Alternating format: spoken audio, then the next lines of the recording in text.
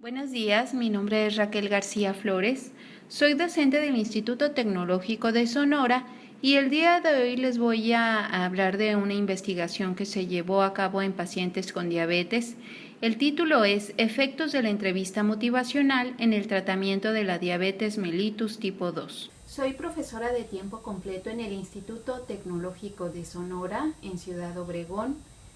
Actualmente coordino la maestría en investigación psicológica que se encuentra en el padrón de posgrados de calidad de CONACYT y me encuentro dentro de la línea de generación y aplicación del conocimiento, calidad de vida y bienestar psicosocial. Cuento con apoyo de fondos sectoriales en salud de CONACYT para realizar un proyecto de investigación en personas con diabetes, lo que es su intervención psicológica. Y también me encuentro en el Sistema Nacional de Investigadores, nivel candidato. Gracias. La diabetes mellitus tipo 2 se caracteriza por una disfunción en el páncreas que ocasiona un nivel de glucosa de 126 miligramos por decilitro en sangre, lo cual pues ya se proporciona el diagnóstico de diabetes. Es la principal causa de muerte en nuestro país. Cada año fallecen 60,000 mexicanos por esta enfermedad y cada año se diagnostican 400,000 nuevos casos. Es la principal demanda de atención médica y de hospitalización. Uno de los problemas con la diabetes es que es asintomática y el 67% de los pacientes no sigue su tratamiento. Es la principal causa de ceguera adquirida en edad productiva, de amputaciones de miembros inferiores y de insuficiencia renal crónica. Las personas con menor nivel educativo tienen una mayor prevalencia de diabetes, a diferencia de las que tienen estudios más avanzados. El tratamiento de la diabetes es complejo dado que requiere que la persona implemente diferentes conductas en su vida cotidiana y que quizás no esté muy familiarizado con ellas. Por ejemplo, se requiere checarse constantemente los niveles de glucosa sanguínea, mejorar sus hábitos alimentarios, es decir, una dieta baja en carbohidratos y grasas, hacer ejercicio diariamente mínimo 30 minutos, tomar sus medicamentos de forma adecuada o inyectarse insulina, la cual pues también genera diferentes creencias en los pacientes que van desde que se van a quedar ciegos hasta pues que ya están en fase terminal debido a esta decisión médica. La higiene y cuidado de los pies para evitar infecciones y o amputaciones, las visitas médicas y el control emocional. Se ha observado que las personas que sufren de depresión o de ansiedad, pues les resulta más complicado seguir sus tratamientos. La adhesión al tratamiento se define como el involucramiento activo y voluntario del paciente en un curso de comportamiento aceptado de mutuo acuerdo, cuyo fin es producir un resultado terapéutico deseado. La calidad de vida se define como la percepción que un individuo tiene de su lugar en la existencia en el contexto de la cultura y del sistema de valores en los que vive y en relación con sus objetivos, sus expectativas, sus normas y sus inquietudes. Generalmente es un indicador de medida de los resultados del tratamiento, es un valioso apoyo para la toma de decisiones terapéuticas y permite distribuir recursos en políticas de salud. Se ha observado que a mayor cronicidad por falta de adhesión, existe un mayor deterioro en la calidad de vida y la calidad de vida se logra mejorar a través de intervenciones cognitivo-conductuales. Otra variable que ha sido estudiada es la autoeficacia, que es la confianza de los pacientes en su habilidad para llevar a cabo conductas saludables y que influye en la ejecución de las mismas. El autocontrol de la diabetes se puede mejorar a través del incremento de la autoeficacia. Una de las estrategias terapéuticas que actualmente se implementa para facilitar el cambio en las personas es la entrevista motivacional, que es un método de asistencia centrado en la persona dirigido por el objetivo de promover una motivación interna de cambio mediante la exploración y resolución de la ambivalencia. Concibe a la motivación como la probabilidad de que una persona inicie, continúe y se comprometa con una estrategia específica para cambiar. Los autores de esta entrevista señalan que la esencia es colaborativa, evocativa y con respeto a la autonomía del paciente. Es colaborativa porque mediante una conversación activa se enlaza con el proceso en la toma de decisiones. Evocativa porque busca que el paciente identifique los elementos que ya tiene para activar su propia motivación y recursos para el cambio. Y se respeta la autonomía del paciente, es decir, se acepta que las personas pueden y toman decisiones sobre el curso de sus vidas. Las estrategias motivacionales son las siguientes. Son las preguntas abiertas, facilitan el diálogo, no se pueden contestar con una sola palabra o frase y no necesitan ninguna respuesta en particular, son una forma de solicitar información adicional. Por ejemplo, ¿cómo le ha afectado la diabetes en su vida? Otra estrategia es la escucha reflexiva, que consiste en deducir lo que la persona realmente quiere decir en una frase. Por ejemplo, el paciente dice: todos los médicos me dicen cómo tengo que vivir mi vida. Estoy harto de eso. El terapeuta puede contestar: ¿está usted cansado de que la gente le diga las cosas que debería y no debería hacer? De esta manera, pues el terapeuta está demostrando el cómo está comprendiendo la situación que está viviendo el paciente. Otra estrategia motivacional es el provocar frases automotivadoras. Mediante preguntas se facilita la expresión de afirmaciones en relación al cambio. Por ejemplo, para reconocer el problema, el terapeuta puede preguntar: ¿qué dificultades ha tenido con el control de la diabetes? ¿De qué forma cree que usted u otras personas se han visto afectadas por la falta de control de azúcar en la sangre? Otro tipo de preguntas pueden ir dirigidas a que el paciente manifieste su preocupación. Por ejemplo, ¿hasta qué punto le preocupa su nivel de azúcar en sangre? ¿Qué cree que pueda suceder si usted no realiza un cambio? Otras frases automotivadoras tienen que ver con la intención de cambiar. Para ello, el terapeuta pregunta: ¿cuáles son las razones que usted ve para cambiar? ¿Qué es lo que debería cambiar? Y para elicitar respuestas de optimismo se puede preguntar: ¿qué le hace pensar que si decide introducir un cambio lo podría hacer? ¿Qué le lleva a pensar que podría cambiar si así lo desea? Otra estrategia motivacional es el balance decisional, en el cual el paciente identifica los costos y beneficios del status quo.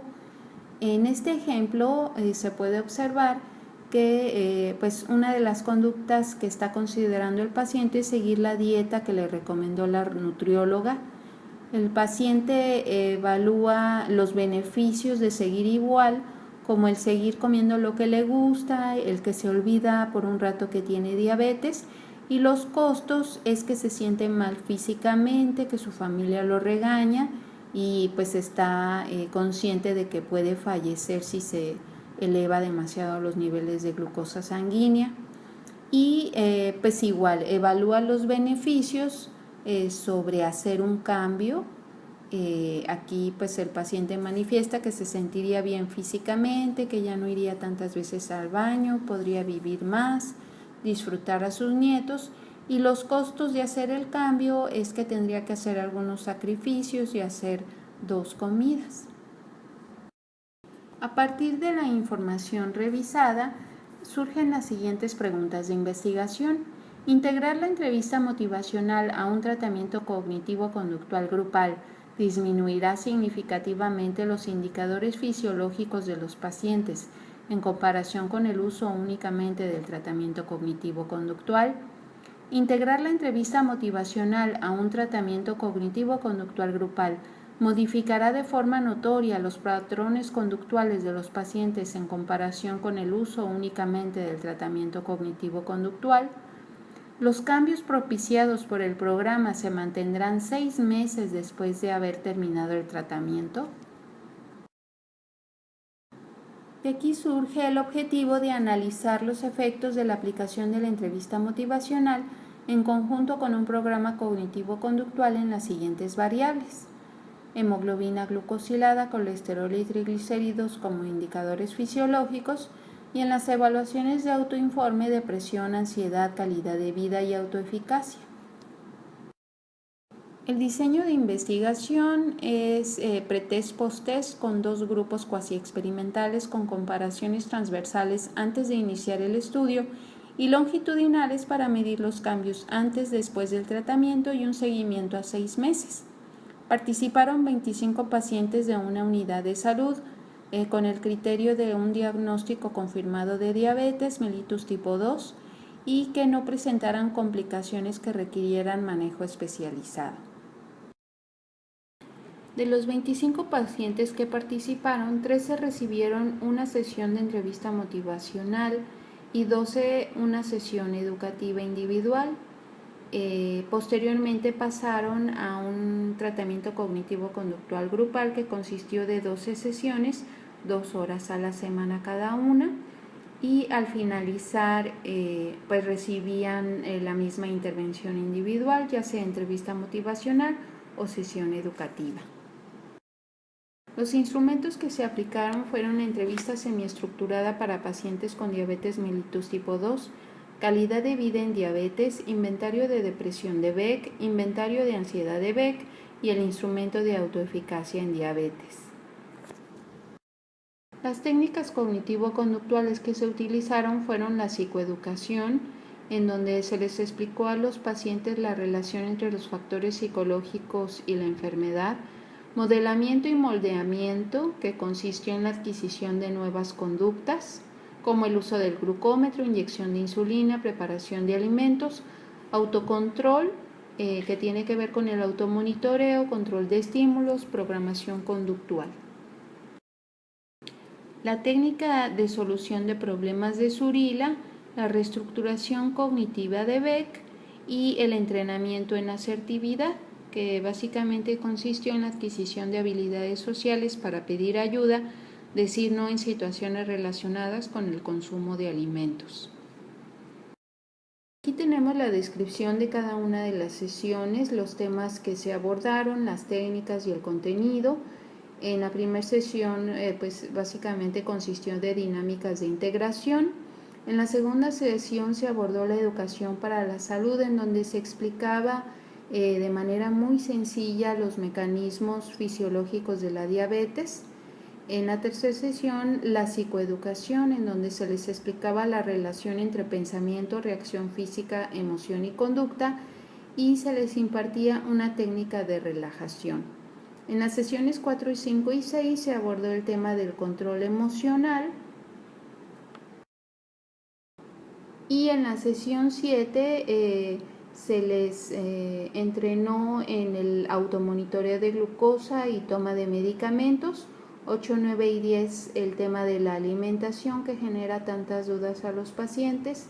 En la sesión 11 actividad física y cuidado de los pies.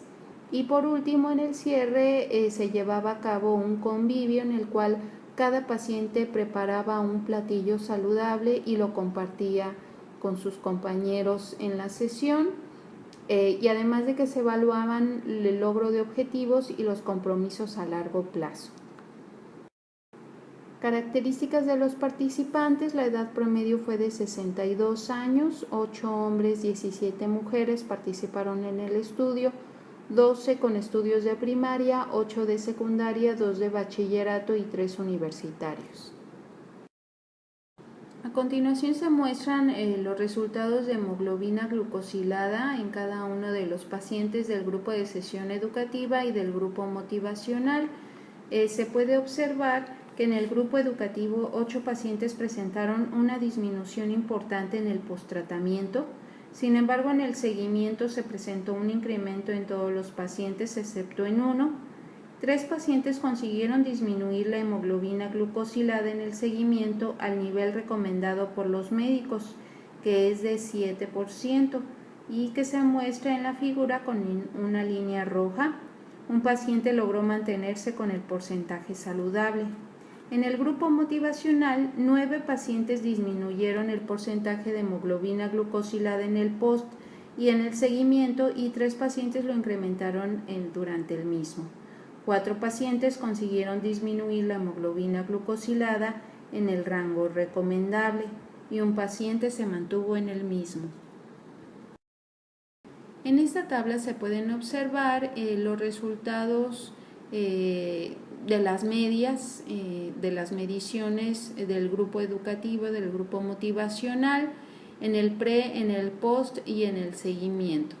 Y se llevó a cabo un estudio con la prueba TED-Student para identificar si existían diferencias estadísticamente significativas.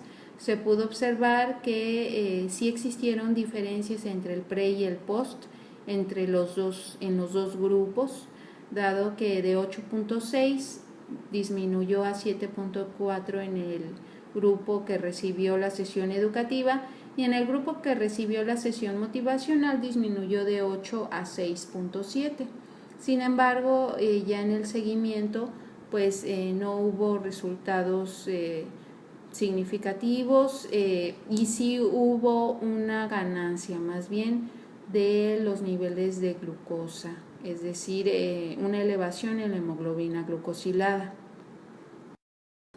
Ahora se muestran los puntajes obtenidos en el inventario de depresión de Beck en los dos grupos. Tenemos que en el grupo de la sesión educativa, 4 de los 11 pacientes tratados se encuentran en el nivel moderado y severo antes de la intervención y disminuyen su puntaje considerablemente.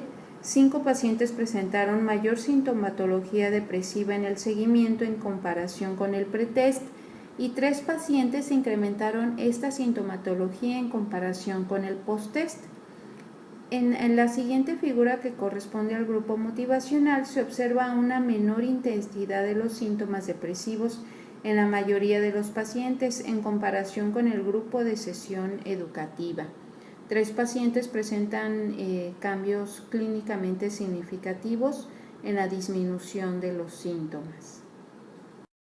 En cuanto a la sintomatología ansiosa, se puede observar que 8 pacientes disminuyen estos síntomas, mientras que un paciente empeora debido a que atraviesa por una crisis económica importante. En el seguimiento, 3 pacientes mostraron un incremento en la sintomatología superior al pretest y 3 mostraron un incremento en comparación con el posttest. En cambio, en el grupo motivacional se observan cambios clínicamente significativos en 11 pacientes después de la intervención. 5 pacientes disminuyeron de un nivel de ansiedad severa a moderada o leve en el posttest y en el seguimiento. Sin embargo, en el seguimiento un paciente mostró un incremento en los síntomas mayores al pretest y 3 presentaron un incremento mayor al posttest. En esta gráfica se puede observar que en el grupo educativo 9 pacientes incrementaron su autoeficacia después del tratamiento y 5 pacientes lograron incrementar su autoeficacia en el seguimiento. En el grupo motivacional, 8 pacientes incrementaron el porcentaje de autoeficacia significativamente y solo un paciente presentó una disminución de la misma. En estas gráficas se puede observar el deterioro en la calidad de vida total de los dos grupos. En cuanto a esta variable, en el grupo de la sesión educativa, 3 pacientes disminuyeron su puntaje en el posttest y seguimiento. 6 pacientes mostraron puntajes en el seguimiento superiores al pretest, es decir, su calidad de vida empeoró. En el grupo que recibió la sesión motivacional, todos los pacientes disminuyeron su deterioro en la calidad de vida en el posttest y seguimiento, lo que indica que todos los pacientes incrementaron su calidad de vida después de la intervención. Se realizó la prueba de rangos de Wilcoxon para identificar diferencias significativas entre los puntajes pretest, posttest y seguimiento dentro de los grupos educativo y motivacional de las variables depresión, ansiedad, autoeficacia, insatisfacción del tratamiento, impacto negativo del tratamiento, preocupación por aspectos sociales y vocacionales, preocupación por efectos futuros de la diabetes y calidad de vida. Estas últimas variables pues constituyen las dimensiones del instrumento de calidad de vida en diabetes. Se marcaron en esta tabla con negritas los datos estadísticamente significativos con un nivel de 0.05 y con un sombreado los datos que marcan diferencias significativas pero indicando un cambio que no fue benéfico para los pacientes. En la tabla se puede observar que el grupo que recibió la sesión educativa, las escalas de depresión y ansiedad mostraron cambios significativos, comparando el pre y post tratamiento. Estos cambios fueron benéficos para los pacientes, es decir, existió una disminución de la sintomatología ansiosa y depresiva. De igual forma, en la escala de autoeficacia se obtuvieron diferencias significativas y benéficas entre el pre y el seguimiento, es decir, los niveles de autoeficacia se incrementaron significativamente del pretest al seguimiento. La insatisfacción del tratamiento y el deterioro en la calidad de vida se incrementaron significativamente del post-test al seguimiento, es decir, los pacientes empeoraron en estas dos áreas. En comparación, en el grupo motivacional no se encontraron datos estadísticamente significativos que señalen que los pacientes hayan empeorado en algún área. Más bien, los pacientes se beneficiaron significativamente en más áreas en comparación con el grupo educativo. En estas tablas se pueden observar los cambios clínicamente significativos en la intervención educativa. Mejoró el 43% de los pacientes del pre al post y del pre al seguimiento el 39%. 40% de los pacientes permaneció igual entre el pre y el post, en el pre-seguimiento 28% y empeoró el 17% de los pacientes entre el pre y el post y en el pre-seguimiento 33%. En cambio, en la intervención motivacional se observó que mejoró el 51% de los pacientes entre el pre y el post y el 59% del pre al seguimiento.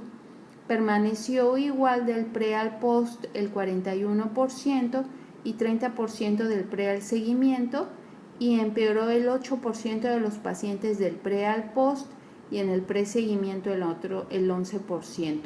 Por lo tanto, se puede observar que un mayor porcentaje de pacientes resultaron beneficiados con la intervención motivacional. Por lo tanto, se puede observar que ambos tratamientos mejoraron el bienestar emocional de los pacientes al disminuir los síntomas de depresión, ansiedad y al mejorar la autoeficacia y calidad de vida. La entrevista motivacional tuvo un mayor impacto positivo en las variables psicológicas que en las fisiológicas.